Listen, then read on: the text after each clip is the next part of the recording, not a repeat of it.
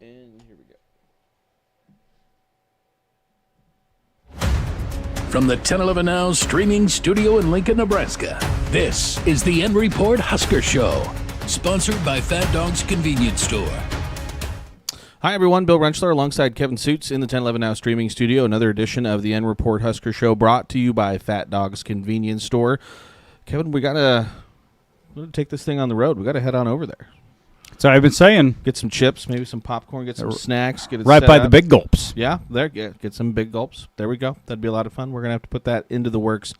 Not a ton of Husker headlines today, but I think one big one that a lot of Husker folks are talking about is men's basketball. 5-game losing streak. We talked last week about this being a pretty important stretch for them. Time to worry a little bit? Yeah, those that are hitting the panic button, it's with reason. I would have said after the loss to Rutgers, maybe premature, but back-to-back home games against two teams that are both not at the top, not in the top quarter of the Big Ten standings. Those are games that Nebraska, over the past few years, have won at home. Mm-hmm. And I think there's also some of the frustration and discontent with the fan base right now regarding this men's basketball team is the product that's on the court. Some of those traits that Husker Nation has really adored over the last few years, the hustle, the defense, the rebounding, they're getting out-hustled, and they're not coming up with key plays and key moments. And really, I'd say the first 10, 12 games of the season, you did see a lot of that good defense. It was just the level of competition, non-conference versus now you're in the meat of the Big Ten schedule where it's a lot harder to keep that effort that high. Well, think back to Christmas week when Nebraska was playing in Hawaii, and they looked outstanding. Yeah. Like the effort was off the charts. Bodies were flying all over the court, grabbing rebounds, very efficient offensively, and that even came back home, too. You saw those couple of games after Nebraska returned to Lincoln, including the nice win at home on Saturday, the Saturday against UCLA, because that was billed as a fairly big game. That was they were ranked 15th. Well, that's where Nebraska was on the brink of the rankings. And somehow, over the course of the past 3 weeks, Nebraska has gone from a team that was receiving votes for the poll to a team that's likely on the outside of the NCAA tournament. Well, not even the NCAA tournament, the Big Ten tournament.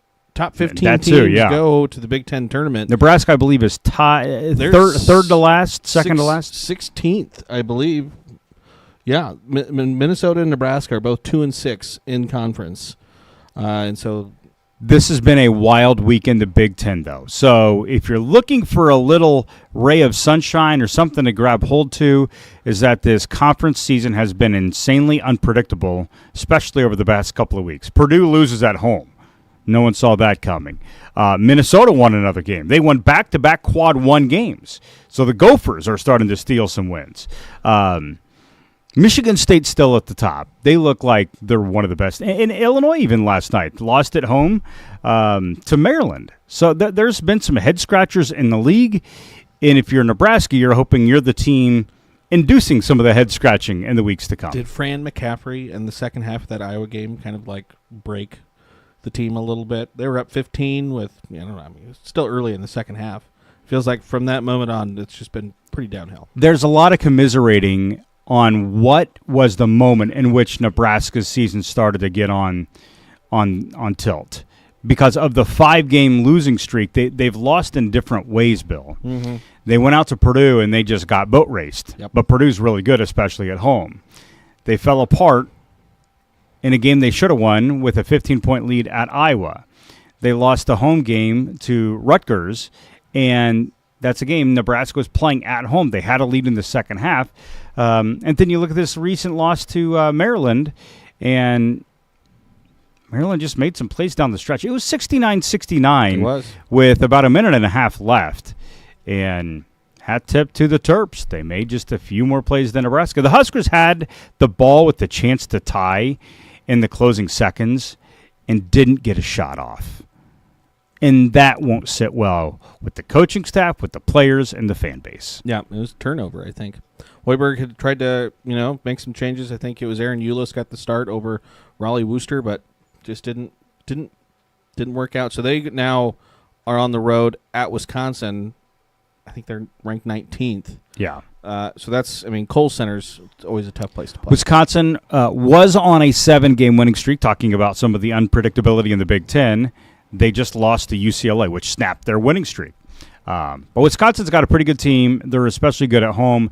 John Tanji, a Nebraska native, is their leading scorer. He's averaging over 17 points a game. Yeah, and you had Nebraska native, Omaha native. St. Thomas playing for USC. That was neat to see him be able to come back all the way from USC. I misspoke a few minutes ago saying that Nebraska's playing Maryland. They played USC this week. My apologies. Yeah. So the men, again, kind of scuffling a little bit. I did look up the numbers really quick on the bracket matrix. They're in 48 of the 77 brackets, and that was updated as of yesterday.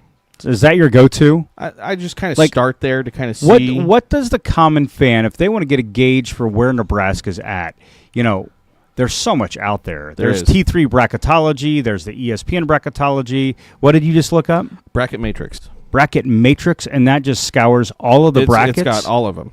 It's got 77 brackets, and it goes, and it just grabs the most recent one. So, it looks like the oldest one on there is from a week ago.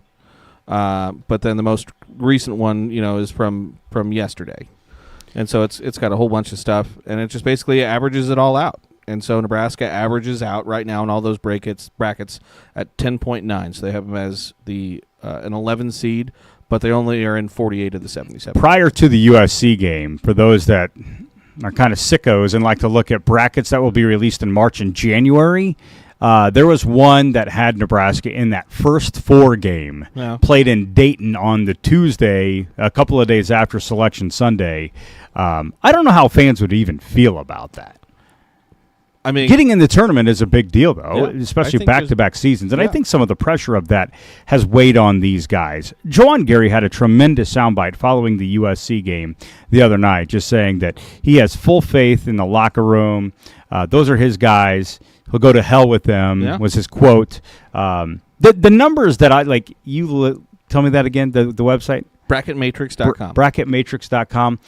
The net is what a lot of people go to because the net is something that the NCAA references when they are making their selections for the 68-team field. So the net is a trustworthy source to see where Nebraska's at. And people look at that after every game. Did you rise? Did you fall? How far up? How far down? I'm a big numbers guy, a little bit into the analytics. I go to the Ken Palm because that looks at the defensive efficiency, the offensive efficiency. You can really break it down. It even factors in luck, strength of schedule, opponent strength and schedule. There's a lot of numbers on here. There are a lot of numbers, and it takes a while to really understand what they are. But especially, as an AP voter, it's one way that I think I can kind of go to and look at to try to differentiate between two teams. If you're looking at, let's just say spot number 25, and you're between a team out of the Mountain West Conference and, a middle-of-the-road team out of the ACC, sometimes the numbers help you. So 50th in Ken Palm is where they're at. And it's higher than what I expected. Yeah, and 55th in the net. So, if you for argument's sake, say they take the top 68 teams in the net, they would still be in.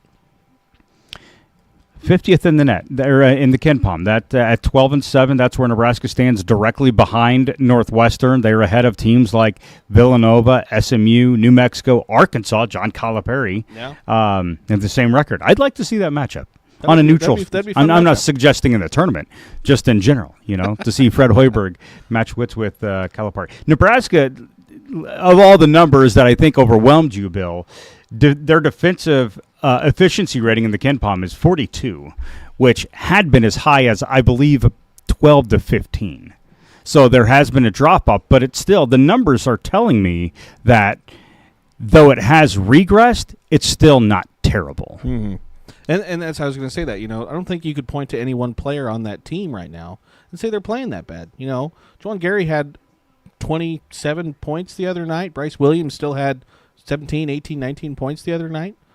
I don't think there's a player on there that you're like, especially offensively, you're struggling. No, but it's really about key moments and just executing, because they've been in a lot of these games, Bill. The Maryland loss on the road on Sunday, they were in that game, but there were just a couple of plays in the final. It's almost like John Cook. What does John Cook believe establishes an elite team or a championship team? Winning when it's 23-23, can you score the next two? And they do so many drills at the Devaney Center to try to just get 2 points and in the set. Yeah. And in a basketball, the similarity of basketball to that would be 1 minute drill. Like, what happens here? So what if they score? Can we counter that? Can we get a good look? And I think that's one of the things that's maybe getting under the skin of some of the fans. The looks that Nebraska has gotten in crunch time haven't been great. Yeah. And that's a little puzzling because you have an elite scorer in Bryce Williams. A lot of people have made the comparison earlier in the season from Bryce Williams to Teran Petaway. What did Tim Miles do in a close game when he had Teran Petaway on the floor? Gave it to Teran Petaway. And they just let him go find the hole. Yeah. And he could shoot a three. He could take it to the rim. Bryce Williams, I think, can do the same. Yeah. But in crunch time, Bryce doesn't seem to operate the same way Teran did. Yeah. It is interesting. You would think as a leading scorer of that team, he would want the ball more and almost be a ball hog to a certain degree. But there are times when it seems like he is trying to do the opposite. Yeah. He was the one that made the turnover against USC in the closing seconds. Yeah. He's getting rid of the basketball. What I think Fred Hoiberg internally was probably thinking, Bryce, just go make a shot. Yeah. And that's probably what's set up and what the team has talked about time and time again. And you think about how Nebraska pushed Iowa to overtime. Williams hit a three at the buzzer at the end of regulation, which forced overtime. Now that's the Bryce Williams that Fred Hoiberg and company want in crunch time. Yep. So, again, they got Wisconsin Sunday. Then they're on the road against Illinois. They're ranked 17th. And then they got Oregon, and they're another top team as well. So, again, pretty tough three-game stretch for the Husker men here. You could easily see the 5-game losing streak stretching to an 8-game losing streak. And at that point, it's definitely hitting the panic button. Well, Bill, that's where I said leading into this week, the USC game was the most important game on Nebraska's schedule. It's because though the team won't look past that one game, we're allowed to. And following USC, which is a game at home, which increases your chance of winning, further than that on the schedule is a trip to Madison, Wisconsin, Illinois at home, and then Oregon. Ranked team. But the good news for Nebraska is both of these teams have lost. Well, all three of these teams have lost recently. Wisconsin coming off a loss. Illinois coming off a loss. And Oregon got beat last weekend, and that game was against Purdue. All right. So, meanwhile, the women, flipping over to the other side of the court, Amy Williams and her squad, they're riding a 5-game winning streak. And hasn't lost at home. And has not lost at home. And they have number 12 Ohio State coming to town Sunday, 2 o'clock tip. I checked. They are 8th. An 8 seed in the ESPN bracketology as of right now. So here we go again. Do they do bracket matrix for I looked for the women? I didn't see it, which is really unfortunate. The only one I could find was ESPN's. Well, it's safe to say that right now the Nebraska women are securely in the field of 64 for the NCAA women's basketball tournament. As we begin our discussion about women's basketball, Bill, this is the big game at home this season. Nebraska was on the road to play Creighton. Nebraska was on the road for UCLA, number 1 in the country right now. They were on the road for USC, top 5 team in the country. They've been on the road for Iowa, but Iowa is not the same team as it was a year ago with Caitlin Clark. The Hawkeyes do come to Lincoln later in the season, but again, that's lost some of its shine because Caitlin Clark's now playing in the WNBA. Yeah. So of the teams that are the elite teams in the Big Ten and on Nebraska's schedule, which ones play at home? Well, this is it. And that's why they're calling for Sunday to be PAC PBA Day. They're hoping for a season-high attendance. And this is a big game. And I think it's a winnable game for Nebraska. Ohio State, 17-1. Their 1 losses in the league. And it's a huge, huge opportunity. 1, for Husker Nation to show out and support this team. And for 2, Amy Williams to get that team, to get that win that you see on the graphic on Selection Sunday, key win, this could be it. Yeah, Ohio State 18-1. Impressive. Again, I'm surprised they're only ranked 12th with that record. Nebraska 25th in the coaches poll, 26th in the AP poll. I feel like Britt Prince is really kind of coming into her own. She had that big game against Iowa. I think she was Big Ten Freshman of the Week, if I remember correctly. Yeah, and one thing to note about the Nebraska women, right now they're on a surge. They're on this 5-game winning streak. They haven't lost at home. They are doing this, Bill, with all the injuries. Several key players out with injuries, and they're not coming back. They're out for the season. Allison Widener is done for the season. Natalie Potts is done for the season. Kennedy Williams has not played this year. So in a moment in which you thought, this season could spiral in the wrong direction, this team is actually getting better and playing inspired. And they have some DNA to them that are very Amy Williams-esque. They're a gritty team. They're a grimy team. And they have a veteran post player who's just a steady hand. And to see the growth of Alexis Markowski during her senior season, it's pretty remarkable because as a freshman, she was the Big Ten Freshman of the Year. She scored, she rebounded, and a lot of the league was, wow, Nebraska's got a special talent that's young. And you saw her progressively improve, but now she's in this leadership role, and she's needed to be a strong leader more now than ever because not on the floor with her are Allison Widener and Natalie Potts. So Alexis has really taken that role, and some of it is just she's played a lot of basketball. There's another element to it that she is a homegrown talent. She plays in front of family and friends every single time at Pinnacle Bank Arena, and that's her house. Mm-hmm. That's Alexis Markowski's house. Mm-hmm. So you bet she is going to soak up and thoroughly enjoy Sunday, her final PAC PBA day in downtown Lincoln. She reminds me of Sam Griesel. Local person, local kid. Everyone in the crowd is behind her, and probably, statistically wise, even better than Sam Griesel, but in that same mold. The difference is Sam Griesel was a one-year player at Nebraska. Yep. Alexis made that decision to come to Nebraska, and she has stayed here, and she has been Miss Nebraska basketball for the last several years. She's had some nice complimentary pieces, but this is her team. Mm-hmm. Though Britt Prince is really improving, emerging, and doing a nice job of so many different skills, passing the basketball, running the team in transition and scoring.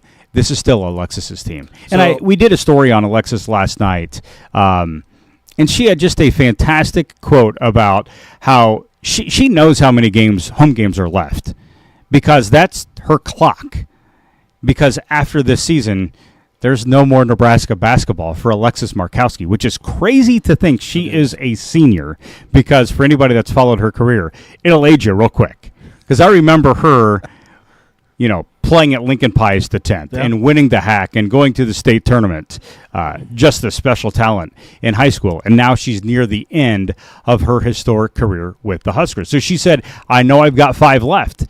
And so she said that Pinnacle Bank Arena means so much to her because she graduated in that building. Yeah, she did. She played state basketball in that building. Yeah. Only 5 home games left. Crazy to think. It's almost the end of January. Only a week left in January. But Nebraska's at 15-4 right now. They've got 5 home games left. Bill, how many games do they have regular season-wise? Let's see. So 9 or 10. So, they could run their total well over 20 if they continue to stay hot. 10 games. Yep.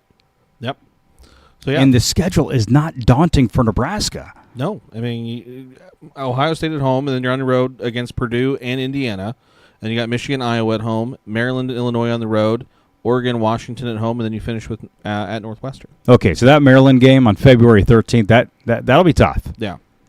And the road game at Indiana on February 2nd, that's going to be tough. But there's no game remaining on the schedule where Nebraska is going to be a double-digit underdog. No. In fact, I would contend that Nebraska is going to be favored in 8 out of the remaining 10 games. They're ahead of Oregon, Indiana, Illinois, Washington, Iowa, Northwestern, and Purdue in the Big Ten standings. That's what I'm saying. Yeah. It wasn't fair. I guess fair is not the right word. It wasn't nice of the Big Ten to have Nebraska play USC and UCLA back-to-back games on the road over the new year. But now you look back at that, and what a blessing. Yeah. Because you're able to play those elite teams and learn about yourself And now you don't have to worry about them on the schedule. Those two teams are a combined 37-1. Yeah, have you watched them play? I have not had it. They're incredible. Yeah. I was watching UCLA just last night, and the team plays with tremendous pace. I think they might have scored 90 points. Ooh, nice. All right, Kevin. Baseball-wise, we talked a little bit about it last week, just that, they're in the preseason rankings, I think 25th. The only other kind of headline that kind of popped up baseball-wise, you had Mason McConaughey named third-team All-American according to D1 Baseball. Their fan day is coming up. I believe it's next Friday or next Saturday? Next Friday. Next Friday in the evening at the Hawks Championship Center is Nebraska Baseball Fan Day. First practice is happening right now, and the Huskers are outdoors. I say it's not bad. You would have never thought that considering the temperatures of this week, but they're over at the new Sandhills Global Youth Complex, just at pretty much First and Cornhusker. The facility is still under construction, but they've got turf down, and they've got space for Nebraska to go field some fly balls, which doesn't always happen in January on the first day of practice. No, it doesn't. Ken and I have been talking about if we're going to maybe go golfing next week. So we'll see. Will the courses be open? Oh, yeah. It's supposed to be in the 50s early next week. So you got plenty of time for baseball in January. Softball-wise, again, Jordy Ball continues to rake in more preseason honors. Huskers are 16th in the preseason poll in the USA softball poll. They're in every poll. Their fan day is next Saturday, Bill. It's a Saturday afternoon, so if fans want to go meet Jordy Ball and Abby Squire, who's back from injury, Rhonda Revelle should have a pretty good team. Their season is rolling up here in just a couple of weeks. So, we're about to do the bat and ball sports here, and then we're also in winter sports. Nebraska wrestling is on the road tonight. They have another top 25 opponent on the road at Michigan. Even though Nebraska lost last week to Penn State, they put up a heck of a fight. And, that place, Devaney, was full. A new program record for attendance. Over 6,000 were at the Devaney Center. And we talked on the show last week, Bill, wondering what the atmosphere would be like, what would the crowd be like. It was rowdy. Because Coach Manning said, we need you here. And everybody listened. Yeah, they did. If there's one guy on campus I'm definitely making sure I listen to, it's Mark Manning. It's Mark Manning and his staff. Yeah, so Michigan 18th versus number 7 Nebraska. That's at 5 o'clock tonight. You can catch that on Big Ten Network. The only football-related thing I wanted to ask you about, Kevin, was what you think of those end zones. Red end zones in the practice facility. It's the practice facility. They can do whatever. They could paint the field pink for all I care. There's no games being held there. It's their domain. It's like your bedroom. Yeah. Like you can paint your walls whatever color you want. Yeah. You're not inviting 70,000 people, 80,000, 90,000 people to go look at that. It's true. This is their domain. They can do whatever they want. So I know everybody got a little bit, look at these end zones. Maybe they're going to do that at Memorial. I don't have an opinion on it because it's a little jarring. I've never seen a red end zone in anything Nebraska affiliated before. So it was just a little shock to the system. I personally wasn't a fan, but that's just me. So. I think it's fine. The only thing it affects is them and what our video looks like. And just make sure the lights are still on. We're good. Last thing, Kevin, League One Volleyball, they have their, I believe, season opener tonight. So Home opener, sorry. So Lexi Rodriguez taking the court for the first time as a professional in the state of Nebraska. Not just Lexi, they have 5 former Huskers on League One. League One's franchise in Omaha, and the girls are very excited, because if you think if League One and the PVF were not in place right now, all these players would be overseas. Mm-hmm. Jordan Larson would be in Turkey right now. Yeah. Some players would be in South America, but they get to, these girls get to stay in the Midwest, stay in Nebraska. Justine Wong-Orantes is so excited to be playing professionally back in Nebraska. So the League One team has Jordan Larson, Maddie Kubik-Banks, Justine Wong-Orantes, Lauren Stivrins, and Lexi Rodriguez. That's like a Nebraska volleyball dream team right there. I would say it is. They have other players.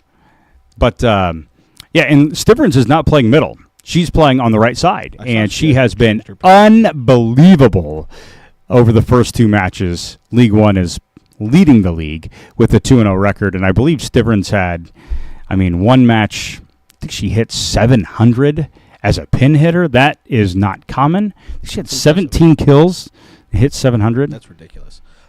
What do you make of this Major League Volleyball? Do you have an opinion on that yet?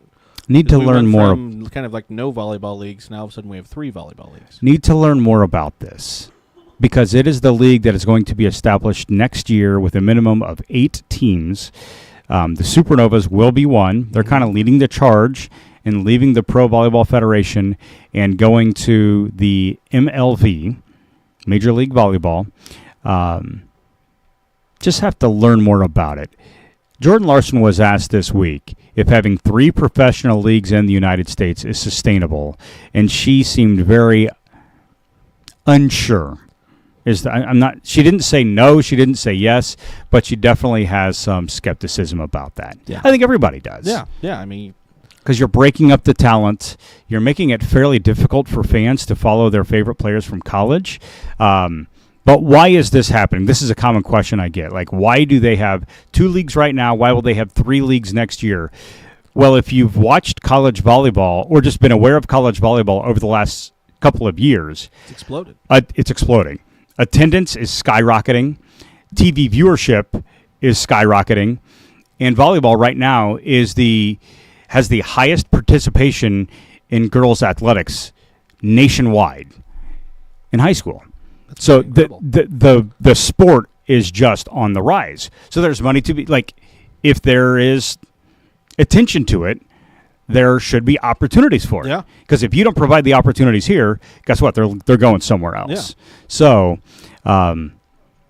the people that are creating these leagues and funding these leagues, they know that there is a demand for volleyball, so they're trying to supply that demand. But somehow along the way, it's kind of diffused a little bit because next year with 3 leagues, if they all have a season next year, if you're a fan of Nebraska volleyball, you might have to be trying to follow the MLV schedule to watch Allie Batenhorst and the Supernovas. You might have to follow League One's schedule for Jordan Larson and Justine Wong-Orantes. And then for the PVF, maybe you have a favorite player. Maybe Layla Blackwell's in the PVF next year or Merritt Beeson. So that's a lot. That is a lot. And that's difficult. Yeah, you're just competing and cannibalizing. And that's why you wonder, like, long term, that can't be it, right? Right. That's not going to be the way this goes. Yeah. Because now you've made it.